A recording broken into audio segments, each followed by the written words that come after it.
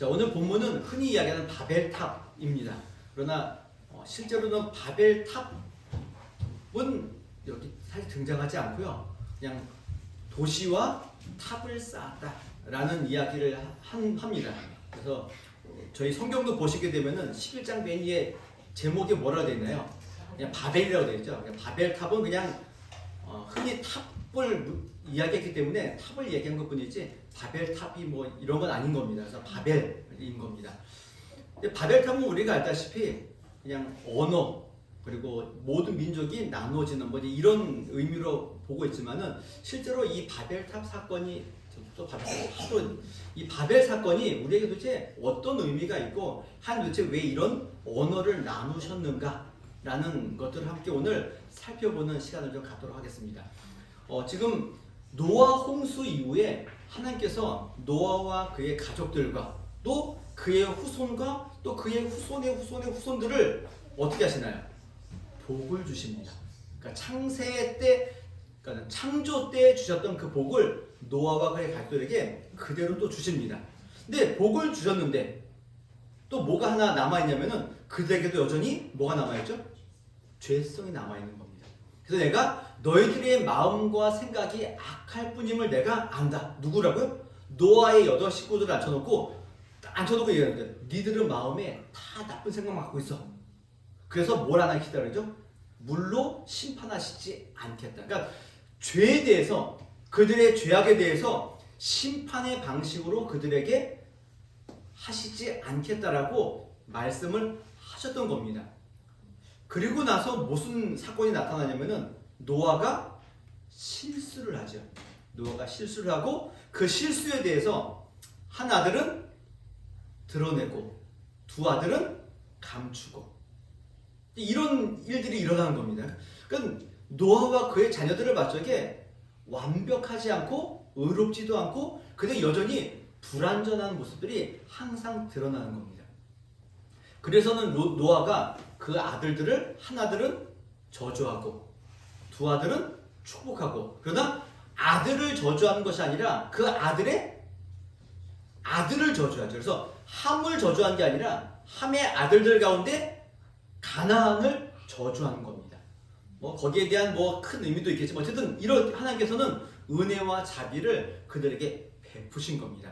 그리고 나서 이제 오늘 우리가 읽지 않지만 10장의 족보들이 나오고 11장으로 넘어오는 광경인 겁니다. 이 족보 10장에 나오는 족보 가운데 저희들이 이제 눈여겨볼 내용들이 두 가지가 있는데 첫 번째는 뭐냐면은 10장에 나오는 구스가 또 니므롯을 낳았다. 니므롯을 낳았다. 근데 이 니므롯은 세상의 첫 용사라. 그가 여호와 앞에서 용감한 사냥꾼이 되었으므로 속담에 이르기를 아무는 여호와 앞에 니므롯같이 용감한 사냥꾼이로다 하더라. 니므롯을 왜 등장했냐? 어떻게 니므롯이 바벨과 성읍과 탑을 만들었을 때에 우두머리라고 일반적으로 얘기하는 사람이 니므롯입니다. 그리고 이 니므롯이 그 다음에 그의 나라는 신할 땅에 바벨과 에렉과 아갓과 갈레에서 시작되었으며 그들이 어디로 간다고요? 신할 땅. 신할은 어딜까요? 오늘 11장에 나오는 바벨탑을 쌓는 그 장소가 신할 땅인 겁니다. 그래서 니므롯을 먼저 주목하셔야 되고요. 두 번째는 10장 25절을 보면은 에벨은 이게 셈의 자손들이거든요. 에벨은 두 아들을 낳고 하나의 이름은 벨렉이라 하였으니 그때의 세상이 나뉘었으며. 자, 언제 나눠졌다고요? 벨렉 때. 그럼 이게 어느 시대인 겁니까? 지금 하나님께서 언어를 혼잡하게 하시나 그래서 흩어버리시는 그 대명인 겁니다. 그러니까 10장의 내용은 그냥 뭐 셈, 함, 야벳의 자손도 있지만은 11장에 나와 있는 이 바벨 사건과 연관돼서 니므롯과 벨렉의 자손을 설명하는 거죠. 근데 이 벨렉은 중요한 것은 뭐 나눠졌다가 중요한 것이 아니라 이 벨렉이 나중에 어디로 가나요? 아브라함으로 연결이 됩니다. 그런 의미에서 굉장히 중요한 족보 중에 하나다. 이렇게 보시고 이제 오늘 본문을 보겠습니다.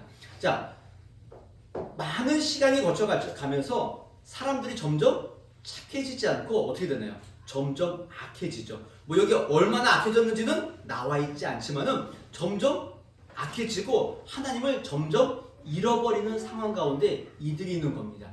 그러면서 얘기하죠. 온 땅의 언어가 하나고 말도 하나다. 언어를 주신 분, 말을 주신 분은 누구신가요? 하나님이시죠. 그러니까 아담과 하와가 창조됐을 적에 말을 못했을까요? 말을 했겠죠. 그 언어를 주신 분이 누굽니까? 하나님이시죠. 그럼 그 언어는 뭘 위해 써야 될까요? 하나님과 교통하고 교제하고 대화하고 이렇게 써야 되는데 지금 이 하나된 언어를 하나님과의 교통과 관계가 아니라 지금 뭘 위해 쓰나요? 하나님과 점점 멀어지고 하나님을 멀리하고 자기들의 유익을 위해 살아가는 죄악된 모습으로 이 언어가 지금 사용되어지고 있다는 걸 보는 겁니다. 그래서 그들이 동방으로 옮기다가 시날 평지를 만나 거기 거류했다. 지금 이들이 점점 어디를 가죠? 동방으로 갑니다.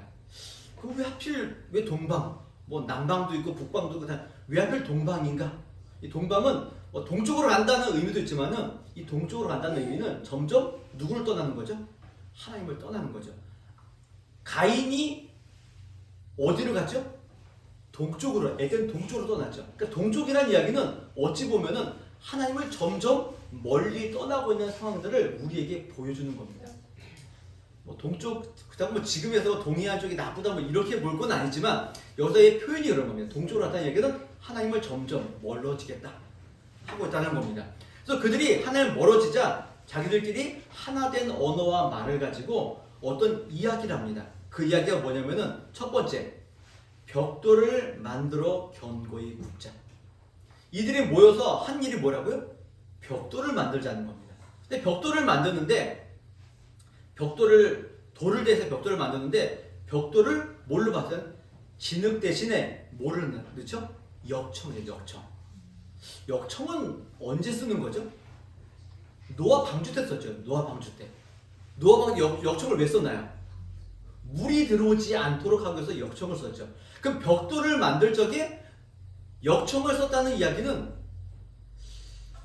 뭐 성경에 뭐 그렇게 나와 있지 않지만은 우리가 약간 추론해 보건데 뭘 위해서 역청을 발랐을까요? 혹시라도 홍수가 났을 적에 여기 안에서 보호받기 위해서 역청을 바르는 겁니다. 뭐 바람과 무슨 뭐 추위 이런 거라면은 진흙으로도 충분하겠지만은 역청을 바른다는 겁니다. 그러니까 이 사람들이 지금 뭘 두려워하는 건가요? 이 홍수를 알기 때문에 두려워하죠. 근데 누군 떠나나요? 하나님은 떠나죠. 그리고는 그 홍수로부터 면하기 위해서 자기들 스스로 뭔가 방법들을 고안해내고 있는 모습인 겁니다. 자, 그럼 벽돌을 만들어서 뭘 하냐면은 성읍과 탑을 건설하자.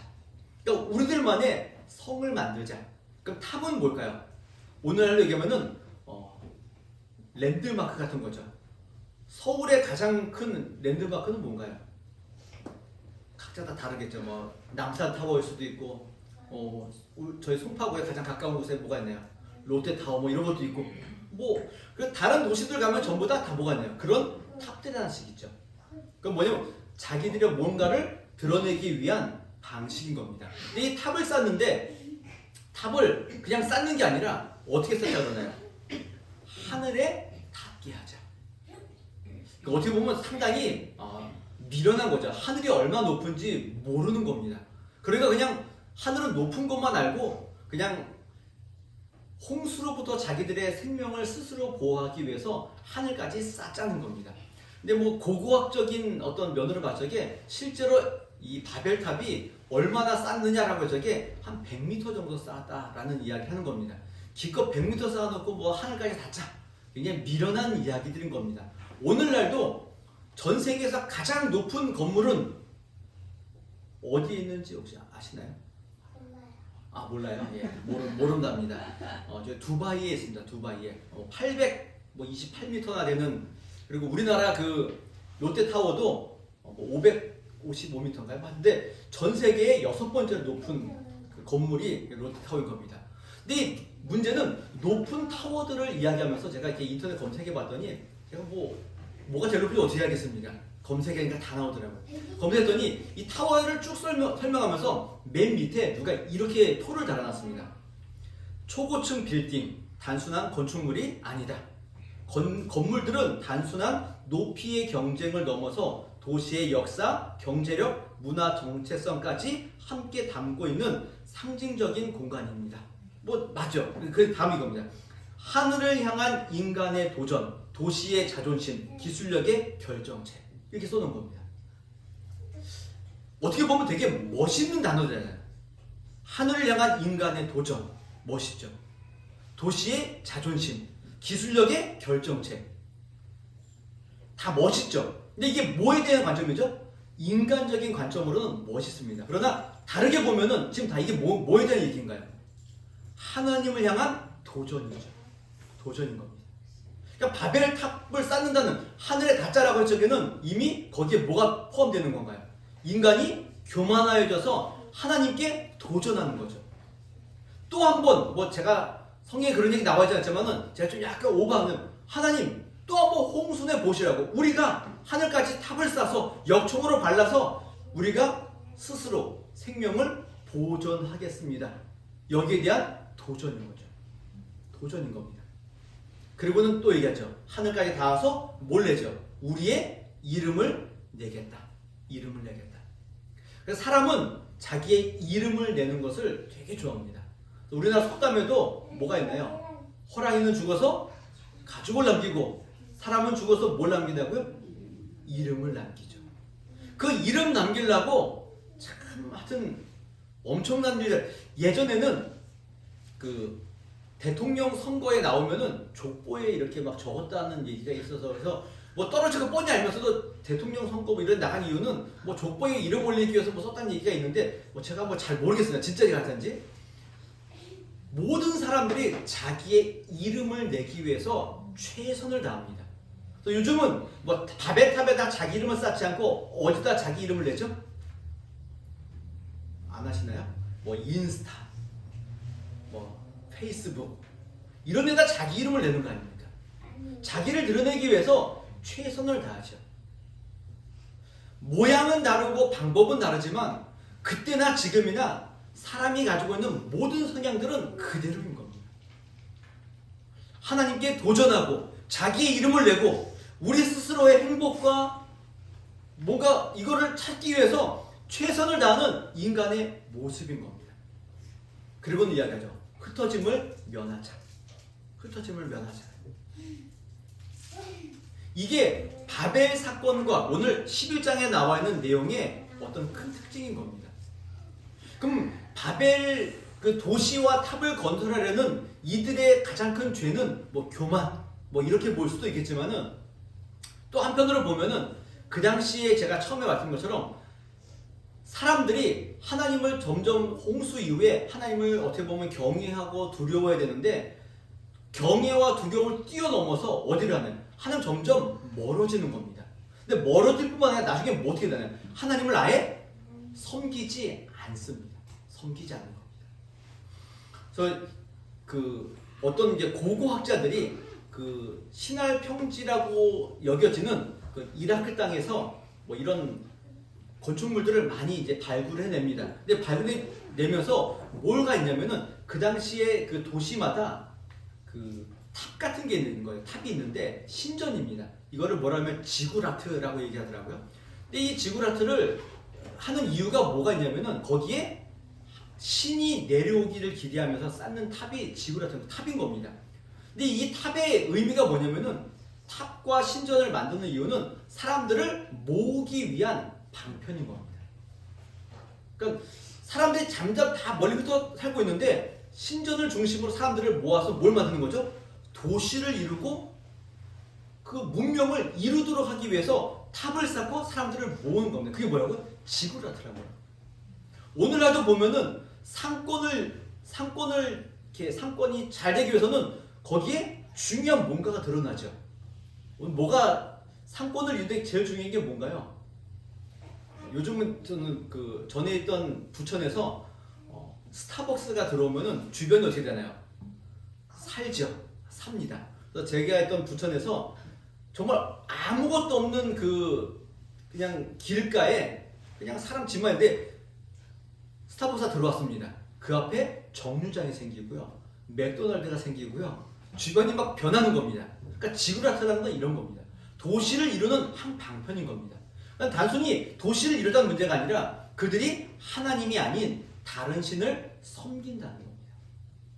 어떤 면에서 보면 지금 노아는 그나마 하나님의 은혜를 입어서 하나님을 바라보고 있었는데 지금 이 당시에는 노아마저도 없어서 모두가 다 하나님을 섬기지 않고 뭘 섬기는 건가요? 우상을 섬기고 있는 거죠. 하나님은 없고 다른 신들, 자기의 구미에 맞는 신들을 만들어서 그 신전을 만들고 도시를 건설하고 거기서 자기의 이름을 내고 자기들의 행복과 자기들의 그 은혜를 위해서 살고 있는 모습이 오늘 이 바벨 사건의 특징인 겁니다. 뭐 탑을 쌓았다 이게 중요한 것이 아니라 하나님은 아예 잊어버리고 자기들의 행복을 위해서 모든 것들을 만들고 하나님을 잊어버린 이 세대인 겁니다. 그래서 다음에 보겠지만은 이런 잃어버린 세대 가운데 하나님이 누구를 부르시나요? 아브라함을 부르시는 거 아닙니까? 그럼 아브라함은 하나님을 알았나요? 몰랐다고요. 그러니까 아무도 모르는 겁니다. 지금 이 상황이 어떤 상황이라고요? 바벨 사건인 겁니다. 하나님을 아무도 모릅니다. 자, 이런 시대 가운데 이렇게 성읍을 쌓고 탑을 만드는 이런 시대 가운데 하나님이 어떻게 하셨나요? 내려오시죠. 내려오시는 겁니다. 오늘 본문에는 뭐라고 되어 있나요? 7절에 보니까 자, 우리가 내려가서 거기서 그들의 언어를 혼잡하게 하여 그들이 서로 알아듣지 못하게 하자. 하나님이 내려오시는 겁니다. 내려오셨죠. 그들이 뭘 하나?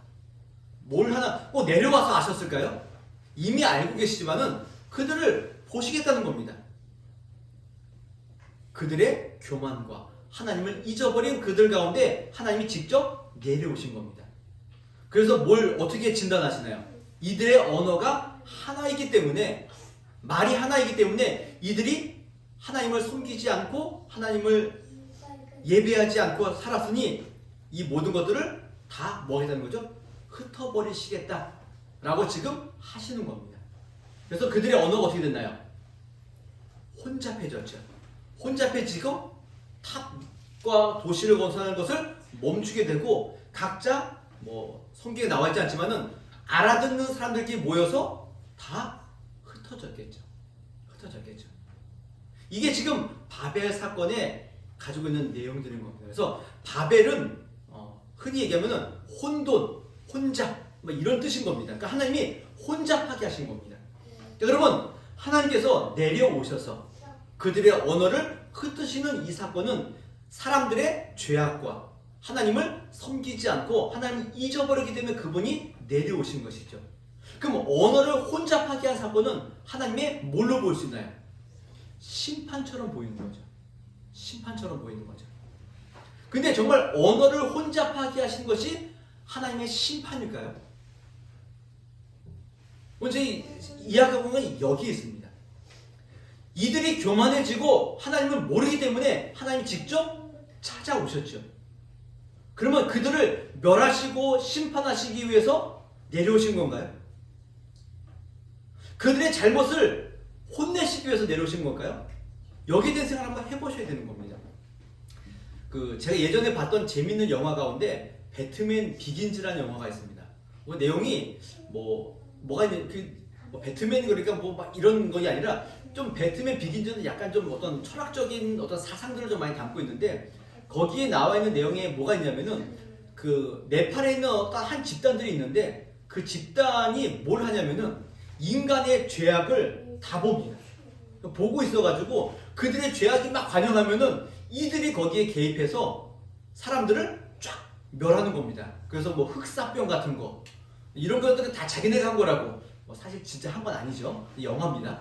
그렇게 하는 겁니다. 그리고는 그 주인공이 살고 있는 그 당시에도 악이 계속 관영하니까 이들이 또 개입해서 뭐 하나요?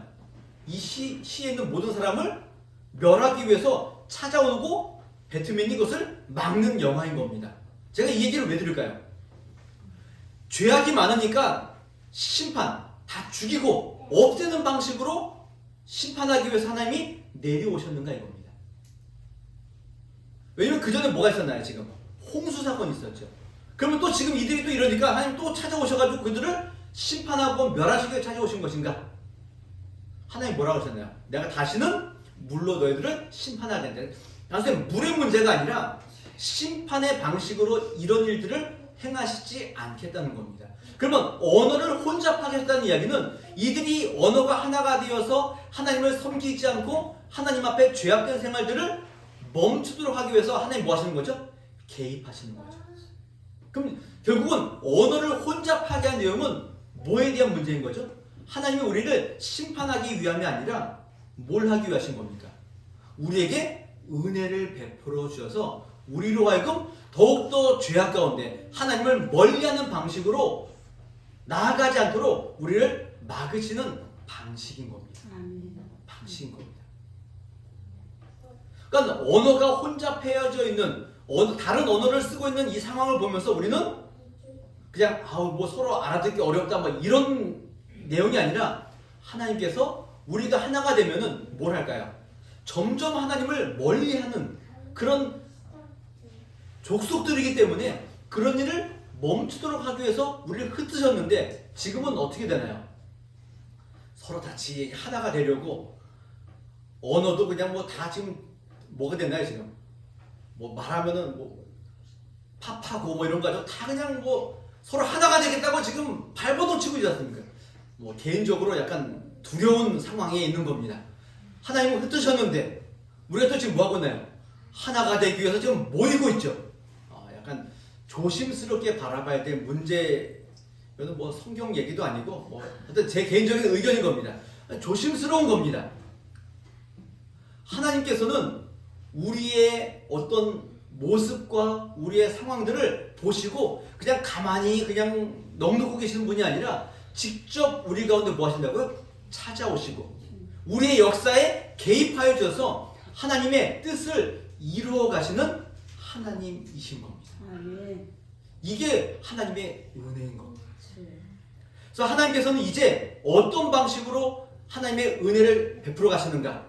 다음부터 볼 12장에 나와 있는 아브라함, 한 사람, 한 민족을 택하셔서 그들을 통해서 하나님의 뜻을 이루어 가시고 또 그들을 통하여서 온 세상이 복을 받고 은혜를 누리도록 하는 방식으로 바꾸시는 겁니다. 하나님의 은혜가 언어를 혼잡케 하게 하시고 우리에게 찾아오셔서 간섭하시고 그 일을 하기 위해서 이런 일들을 하고 계시는 겁니다. 그래서 바벨 사건은 인간 스스로가 하나님 없이 우리 스스로 할 수 있다. 우리 스스로 행복할 수 있다. 우리 스스로 삶을 계속해서 이어갈 수 있다라는 교만한 가운데 하나님께서 개입하셔서 아니다. 너희들 스스로 할 수 없다. 오직 하나님 안에서만 가능하다. 이것을 우리에게 보여주시기 위해서 그분이 찾아오시는 사건이 뭐라고요? 바벨인 겁니다. 그럼 하나님께서는 바벨 사건 때만 찾아오셨나요? 아니요. 지금도 온 세계 가운데, 대한민국 가운데, 또 우리의 가정 가운데, 우리의 삶 가운데 찾아오시고 개입하셔서 우리로 하여금 하나님의 은혜를 알아가도록 계속해서 찾아오시는 겁니다. 아멘. 여러분들의 삶 가운데 하나님 뭐 하신다고요? 찾아오신다고요. 아멘. 개입하신다고요. 하나님이 굳이 뭐 나 같은 자를 뭐 기억하실까요? 기억하신다. 아멘. 기억하십니다. 기억하셔서 뭘 위해서 찾아오신다고요? 우리의 행복을 위해 찾아오신다고요. 아멘. 그 행복은 뭘까요?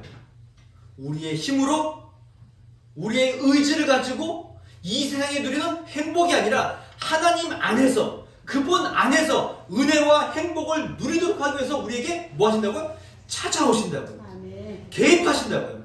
이 사건을 우리에게 알려주는 겁니다. 너희들 아무리 몸부림쳐봐라. 되나 안 되나. 이게 바벨 사건인 겁니다. 근데 우리는 자꾸 무슨 생각을 하나요? 우리의 힘으로 할 수 있다라는 생각들을 가지고 있는 겁니다. 그러나 어떻게 되나요? 다 할 수 없음을 우리에게 보여주는 겁니다. 이 세상에도 보게 되면은 그 1900년대, 1800년대 후반, 1900년대 초반 이렇게 했을 적에 사람들이 뭐가 많아졌나요? 뭐 합리주의, 뭐 이렇게 해가지고 사람들의 힘을 가지고 은혜와 행복을 누릴 수 있는 것처럼 열심을 냈죠. 그래서 일반 사람들은 뭘 했나요? 교육과 자기들의 이성을 가지고 은혜와 행복을 찾으려고 했죠. 근데 어떻게 됐나요? 잘 됐나요? 망했죠. 그게 뭘 통해 드러났죠? 1, 2차 세계대전인 겁니다. 그럼 믿는 사람들은 어떻게 됐나요? 1800년대 후반과 1900년대 초반에 하나님의 은혜와 부흥의 역사가 막 일어나면서 이제는 선교가 굉장히 확장된 겁니다. 믿는 자들이 많아지고 전 세계에 부흥의 역사가 일어나고 선교사들이 파송되고 야 이제 우리가 열심을 내어서 하나님께서 오시겠구나. 주님 오실 날이 얼마 남지 않았구나. 이렇게 생각합니다. 왜냐하면 예수님께서 마태복음에 보니까 복음이 어떻게 되나요? 온 세상에 다 퍼지면 주님이 어떻게 됐죠? 오신다 그랬죠. 근데 지금 눈앞에 보니까 부흥이 일어나고 선교사들이 나가고 어떻게 보입니까? 곧 오시겠구나. 더 열심을 냈죠. 근데 어떻게 됐나요? 인간적인 그들의 교육도 실패라는 것들이 드러났고 우리의 열심으로 주님을 막 그냥 빨리 오시게 하려고 했던 그 모든 것도 다 실패됐죠. 그에게 뭘 보여주는 겁니까? 우리의 힘, 우리의 능력, 우리의 지혜는 그 어떤 것도 만들어낼 수 없는 겁니다. 은혜가 없는 겁니다. 오직 어디에 있다고요? 하나님 안에만 있는 겁니다. 아멘. 이것이 역사적으로 성경 안에서 계속 보여주고 있는데 우리는 뭐 하나요? 계속 하나님 없이 은혜와 행복을 누릴 수 있는 것처럼 살고 있지 않은 겁니다. 바벨 사건은 이걸 우리에게 이야기하는데 우리는 자꾸 뭐만 보나요? 귀를 닫고 눈을 가리고 바벨 사건은 뭐만 본다고요? 교만해지지 말자. 교만은 뭐라고요? 하나님 없이 은혜를 누리고자 하는 그 모든 일들이 교만인 겁니다. 다른 게 교만이 아닌 겁니다. 하나님 없이 내가 뭘 하겠다는 게 다 교만인 겁니다. 그러지 마시라. 우리의 행복과 복과 은혜는 오직 누구에 있다고요? 하나님께 있습니다. 아멘. 이것을 아는 것이 행복이고 은혜입니다.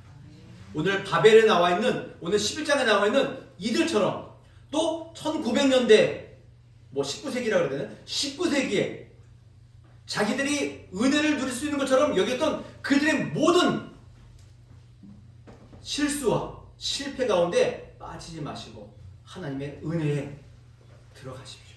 아멘. 하나님 안에서 모든 은혜와 행복을 찾아 누리십시오. 하나님께서는 그런 우리들에게 은혜와 행복을 주시기 위해서 뭐 하신다고요? 간섭하십니다.